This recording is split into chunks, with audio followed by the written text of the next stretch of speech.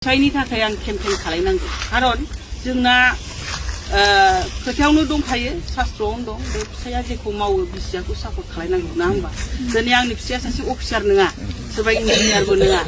जुदि आंनि फिसाया अफिसार मोनबा आं आलो आलो रुमाव जिरायनानै थानो हागौमोन बे सिगाङावहाय खिन्थु जिहेतु आंनि फिसाया समाजनि खामानि मावग्रा नालाय बेना खामानियानो समाजनि ओंखायनो आंबो जेखि जाया मानो आंबो हाद्रियाव ओंखारनानै फैखाथारनांगौ मोनसे समाव दा बिदियाव आं नुनो मोनदों जे दा बाहायथ' आं दिनैहाय गथाय फार्स्ट टाइम फैदों बे जायगायावहाय बिभिन्न जायगायावहाय लामा गैया बबेबा कालभार गैया बबेबा दालां बायनाय बबेबा इरिगेसननि बेबस्था गैया माइ गायनो हायाखै बबेबा गामिया खुरख'लांबाय बेफोरबायदिखौ आं नुनो मोनदों बेफोरखौ नुनानै आं सारनाव मेसेजखौ होयो जे बेबायदि गामियाव बिदि प्रब्लेमा दङ साराथ' येस होनो खालायगोन होनो खिन्थु मा जायो अफिसावहाय साराथ' आरो सबखौनो मावजोबा जाय अफिसाव खामानि मावो बिसोरो माने बबेबा दोनसोबाय सोरनिखौबा माबा बबेबा थासनबाय बेबायदि जायो आं बारे बारे होनबाथ' सारा 40टा समस्तिखौ नायनांगौ नङा होमबा सारा दिनैहाय जानो हागौ जोंनि बेनि एमसिएलए बे चिफ जाहैबाय खिन्थु 40टा समस्तिखौ नायनांगौ बेलायावहाय बिथांना गावनि समस्तियाव बेरायनो टाइम मोना जायो दा बिदियाव जोंनि समस्तिनि मानसिफोरना एसेबाबो खुद्रिनायखौ आं नुनो मोनदों जे जोंनि समस्तिनि चिफ जानानै जोङो सारखौ दाबो फेस टु फेस खायफा नुफेराखै बा जोंनि गामियाव फैफेराखै बेफोरखौ आं समस्याखौ नुदों दा बेफोर खेत्रआव आं सानदों आरोखि ना जिबनावथ' अनेक आराम खालायबाय एबार माने जिहेतु जोङो समाजनिनो सिबियारि सारा ओंखायनो आंबो एसे जिबनावहाय बे जिबनखौबा उनाव मोनफिनगोन ना मोनफिना दा जिबन थानायावनो एसे गोरा थानायावनो समाजनि थाखाय खामानि मावलांसै आरो दा बे खेत्रआव सारा मावनो नागिरबाबो अफिसियेल खामानिया माखासेया थाथ'यो बे खेत्रआव दिनैहाय बे लामाया जानांगौमोन फुराना लामा बेफोरो दा बेफोर जायाखै नुफैनानै जोबोद गाज्रि मोनदों दुखु मोनदों नोंथांमोननि थाखाय जे मानसिफ्रा बिदि खस्थ' खालायनानै 2026आवबो दासिमबो लामा गैया माबा गैयाखौ नुबा जों एसे दुखु मोनो आरो दा बेफोर खेत्रआव नोंखायनो आं सानबाय आङो मालायखौ फन हरै अफिसाव फन खालामनानै होनहरबाय थाबाबो अफिसनि मानसिया गाज्रि मोनगोन जे मेडामा सब खोथायावनो इन्टारफेयार खालायो दा बे खेत्रआव जुदि आंनो जुदि एमएलए जायोबा होमबाथ' आंहानो राइट दङ आंहानो अधिकार दं लिरनायनि बे लामा जायाखै बै लामा जायाखै बै दालाङा जायाखै बे कालभार जायाखै बेबायदिखौ आं नायनो हागोन आरोखि नागिरदों आं जुदि एमएलए जायोबा मोनसे अफिस बानायगोन बे अफिसावहाय जोंनि मानसि थागोन जेरैहाय प्राइमारिनि जोंहा आइजोफोर दङ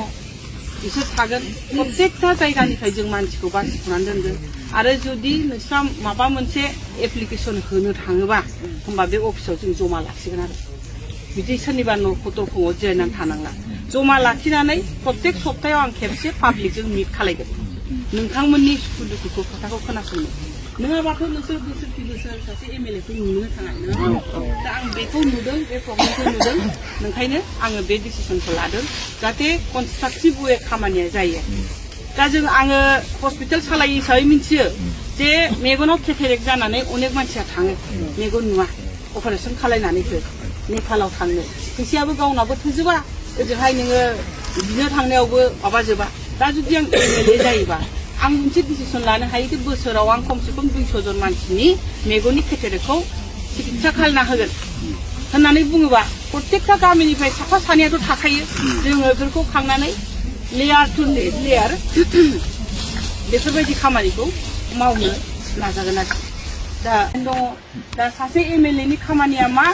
बिथांनि खामानिया जाहैदों बबे जायगायावहाय मा डेभेलपमेन्ट जायाखै खारन स्टेटनि सेन्ट्रेलनि जेसेबां फान्ड फैयो बेयो स्टेट होया एमएलएनि होया जोंनि बाहाय समस्तियाव गोलैफैयो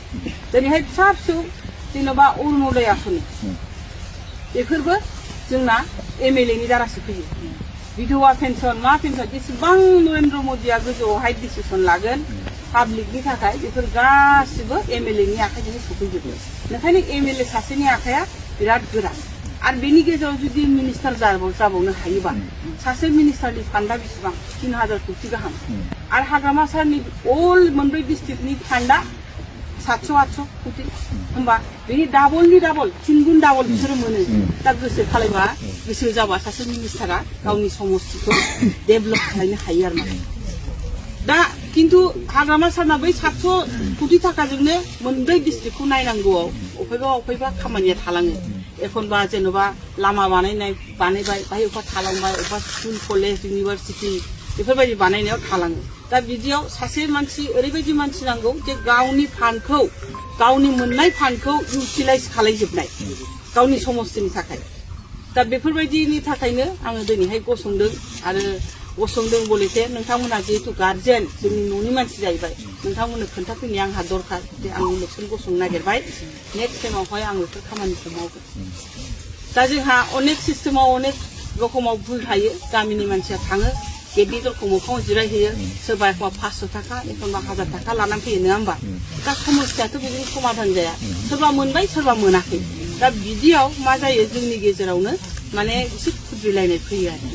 दिनैहाय हाग्रामा महिलानि हिनजाव हिसाबै आङो मोजां पजिसनाव थानानै गावनि बिजनेस मावनानै माने मोनसे मोजां लाइफ स्टाइल आंहा दङ बाहाय जुदि आङो पलिटिकेलाव फैयोबा आं बिदिनो हाग्रा बंग्रा लामा हाद्रि फुद्रियाव बेरायनांगोन नङा होमबा बयजोंबो रायलायनांगोन खिन्थु सासे पलिटिशियाना बेखौ मिथिखानानै लानाया दरखार जे पलिटिशियान जाबा न' सिङावहाय बा अफिसाव जिरायनानै थानाया खामानि नङा दा जेरैहाय बिथांमोनहा फैनायनि लगे लगे होनदों बै लामाखौ बानायनांगौ बै दालाङा माबाजोब्बाय दैलांबा खुरख'यो आरो अबेबा दालां गैया दा बेफोरबायदिखौ आं मारैहाय मिथिखो जे 10 बोसोरावहाय 10 बोसोर जाबाय आङो मोननै टार्म जाबाय थाङो आरो बिसोर बिराद डेभेलप जाबाय दा बेनि थाखायनो आंबो सानदोंमोन जे बड'लेण्डखौ मोनोबा एबसुनि बेनाराव मोनबाबो मोनथोंसै खिन्थु शेषमेश जों मा दिनै नुनो मोनखो बिथांमोनहा बियै जेला जोबथानायाव NDFB-नि दहाय लानानै बिसोरखौ लांफानानै जेला सुक्ति खालायहैबाय होमबा जों नुबाय जे जोंनो बड'लेण्डखौ नांला होननानैसो बिसोर लिरनानै फैबाय नङा होमबा दा बेसेबां दुखुनांथाव जोंनि बोराय बेन्थ' सिनस्रि सालायनाय ट्रेक्टराव गाखोलायनानै थांनाय दुखु मोनो नुवा बिसोरबो मोनसे आसा दंमोन बिसोरबो मोनसे मिजिं दंमोन दा बिसोरनि मिजिङाव आसायाव दै गुसु लुनानै होनाय बायदि जाबाय दा बेबायदि खेत्रआव सासे बर' माहारिनि फिसा बर'नि न'आव उजिनाय बर'नि भाषा रायलायनाय जोंहा मोनसे दुखु मोननाय फैयो जेखि पार्टियाव थाया मानो जोंथ' सासे बर'निनो फिसा नोंखायनो आं सानदों बेबायदि गुलाय गुजाय जों खालायनो नांला जों पावारनि थाखाय अरलायनो नांला जोंहा मा खालायनांगौ जों ज' जानानै जोंनि बर' हारिखौ मारै बासायनानै लाखिनांगौ नोंथांमोनहा नुदों सम जोंनि बर' मादासिनाव अलखद फैदों दा बेबायदि समावहाय जों जुदि गावखौनो मोजाङै सेफ साइड लाखिनो हाया जों जुदि मोजाङै गावनि जिउन खुंनायाव जिउ जारिमिनाव मोजाङै लाखिनो हाया होमबा जोंहा मा जालांगोन जोंनि इयुननि गथ' गथाया मा जालांगोन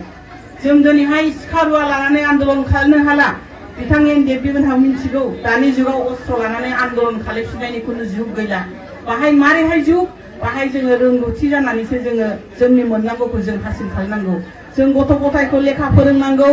जोङो बेनि थाखाय जों सुबिदा खालामदों इउनिभार्सिटि बानायदों मेडिकेल कलेज बानायदों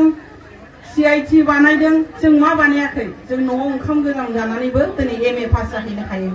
जों PhD खालायनो हायो जों बिदिजोंसो जों दावहा नांनांसिगोन दा बिदि खेत्रआव आङो बयखौबो एपिल खालायो जों UPPL BPF जानानै जों थानो नांला जों बर' हिसाबै जों खौसेथि जानांसिगौ जों एफा एनै मोननैखौ खुद्रिनानै थानो नांला मानो होनना बुंबा एबारावहायनो नायदो नोंथांमोनहा मानो प्रमान मोनगोन जोंनि हाग्रामा महिलानि नेतृत्वआव जे सेल्फ हेल्प ग्रुपफोरनो 10,000 बा 15,000 थाखा जे होदों इन्डिभिजुवेलि 10,000 थाखा होदों जों रावखौबो बे EPPL बे BPF होनानै नायाखै जोङो गोरिबाव गोरिब आरो मोननांगौ जायहा लेखा पत्र एकदम फर्मेलिटिसा थिग दं जों बिसोरनो होदों नोंखायनो जों गावजों गाव हेना हेनि जालायनाङा जोङो BTC आव थांनानै थानाय बर'आनो जाथों सावथालानो जाथों बाङालि जाथों राजबंसि जाथों बयबो जौगाथायखौ जों लुबैयो जों जौगाहोनांगौ जायगाखौ जौगाहोनांगौबा जोंहा मा खालायनांगौ प्रपार रिप्रेजेन्टेटिभ थाफायहरनांगौ MLA जानो आं गारि गाखोनो पुलिस लानानै बेरायनो न' बिल्डिं लुनो बिदि साननानै जानायनो होनो नाङा रायजोफोर जाय खामानि मावनो गोसो जानानै फैखादों रायजोनि थाखाय खामानि मावनो गोसो जादों जाय गामि सिं बेरायनो गोसो जादों नोंमारगौ मोनाखै अबेबा जायगायाव लामा गैया दाबो अबेबा दाबो दंफांनि दालां दं अबेबा स्कुलानो गैया अबेबा दिनै कमिउनिटि हल गैया जों दिनै अखा हाबाय जों दिनै बाहाय जिरायनानै मिटिं खालायनांबाय दा जोङो डेभेलपमेन्टखौ नांगौ दिनै मबाइलनि जुग नोंथांमोनहा नुदों सारा बिश्वआव माबायदि डेभेलपमेन्ट जादों जोंहा नरेन्द्र मदिनि दैदेननायाव बिसिबां भारतबर्षआ डेभेलपमेन्ट जादों दा जों बाहाय उन जानानै थानो नाङा जों माला उन जागोन जों गावजों गाव हिंसालायबासो जों उन जागोन ओंखायनो जोङो उन जानानै थानाङाबा जों ज' जानांगौ खौसेथि जानांगौ दिनैहाय बर'आ सिनायथि होनांगौ जोंहा दख'ना गाननानैल' सिनायथि होनांगौ बिदि खोथा गैला दाखालि बागुरुम्बा दौ जानायाव नोंथांमोनहा नुबाय जे जोंना नरेन्द्र मदि दाङरिया फैनानै जोंनि बागुरुम्बा मोसानायखौ नायनानै बाख्नायनानै बेल' बाख्नायाखै अल अभार दा वर्ल्ड इभेन चाइनायाबो गिदों जोंनि बर'फोरखौ माथो जों बायदिसो फिसलाय होमबा जोंनाव बेसेबां गोहो दं जोंना गोहोआ माला जोबो जेला जों गावजों गाव नांलायलायो न'खरा माला बायो जों न'खरनि फिसाला सानैजों नांलायलायनानै जुदा जालायो दा जों बिदि जानानै दं आरो दिनैहाय आङो बर'नि फिसा हिसाबै फिसाजो हिसाबै आं नोंथांमोननाव एपिल खालामनो फैदों जे नोंथांमोनहा आंखौ गावनि बिब' हिसाबै बिनानाव हिसाबै सोरबाबा फिसाजो महरै नायनानै जोंनि बर' हिन्जावखौ चान्स होनांगौ खामानि मावनायनि जोंहा देखायहैनांगौ जोंनि बर' हिन्जावाबो जोङो गिदिर गिदिर खामानि मावनो हायो ओंखायनो नोंथांमोननि सापर्टनि बिराद दरखार आरो इयुनावहाय जोंनि गथ' गथायानो उनाव कुइसन खालायगोन जोंनि फिसाजोफ्रा देनां कुइसन खालायगोन जोंनि फिसौजोफ्रा नोंथांमोनहाथ' हिन्जाव मानसि गसंबा भटखौनो होआ हिन्जावखौ सापर्ट खालाया जेरैहाय नोंथांमोनहा न'आव दिनैहाय ओंखाम ओंख्रि संनानै फैदों फिसा फिसौखौ ओंखाम जाहोनानै फैदों फिसायनो बिखुनजोनो खामानि मावनानै फैदों न' सिबनानै फैदों आंबो बिदिनो एज ए हाउस वाइफ न'निखौ मावनानै फैयो किन्तु बेनि गेजेरावबो जुदि जों समाजनि खामानि